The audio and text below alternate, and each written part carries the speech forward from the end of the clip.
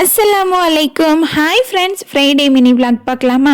1.5 kilo அளவுக்கு chicken, தேவையான அளவு மிளகாய்த்தூள், கரம் மசாலா 1 டீஸ்பூன், 1 டீஸ்பூன் மட்டும் மல்லித்தூள், சீரகத்தூள் சுத்தமாகவே தீர்ந்துருச்சு. கையோட அதையுமே அரைச்சிட்டு அதோட சேர்த்துக்கிறேன். இது கூட இஞ்சி பூண்டு பேஸ்ட் ஒரு 3லேருந்து 4 டீஸ்பூன் அளவுக்கு சேர்த்துக்கலாம். இது கூட மிளகுத்தூள் நம்மளோட காரத்துக்கு தகுந்த மாதிரி, தயிர் ஒரு 200 ml அளவுக்கு சேர்த்துட்டு தேவையான அளவு உப்பு சேர்த்து மேரினேட் பண்ணி இதை தனியாக வச்சிடலாம். ஒரு ½ hour அப்படியே மேரினேட் ஆகட்டும். இப்போ ஒரு 100 கிராம் அளவுக்கு சின்ன வெங்காயம், மிளகுத்தூள், கரம் மசாலா ஒரு அரை டீஸ்பூன் அளவுக்கு, 1 டீஸ்பூன் மல்லித்தூள், இஞ்சி பூண்டு பேஸ்ட் ஒரு 4லேருந்து 5 டீஸ்பூன் அளவுக்கு கொஞ்சோண்டு கசகசா சேர்த்து அரைச்சிக்கலாம்.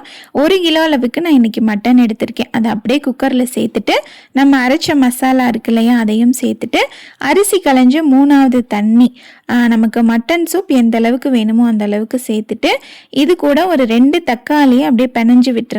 கொத்தமல்லி தழை அப்படியே ஃப்ரெஷ்ஷாக 1-2 பிச்சு போட்டு விட்டுட்டு மஞ்சள் தூள் 1 டீஸ்பூன் அளவுக்கு, தேவையான அளவு உப்பு, நல்லெண்ணெய் ஒரு 3லேருந்து 4 டேபிள் ஸ்பூன் அளவுக்கு சேர்த்துட்டு குக்கரை க்ளோஸ் பண்ணி மட்டன் வேகிறதுக்கு தேவையான அளவுக்கு விசில் விட்டுக்கலாம்.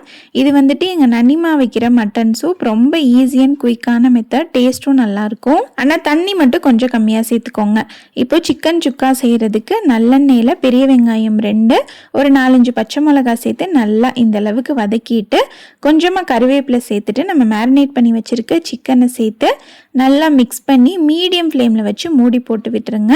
இது அப்படியே மீடியம் ஃப்ளேம்லேயே வேகட்டும். அப்போ தான் டேஸ்ட் நல்லாயிருக்கும். சிக்கன்லேருந்து வர்ற தண்ணியிலேயே வேக விடணும். அதுதான் இதில் மெயினான ஒரு விஷயம்.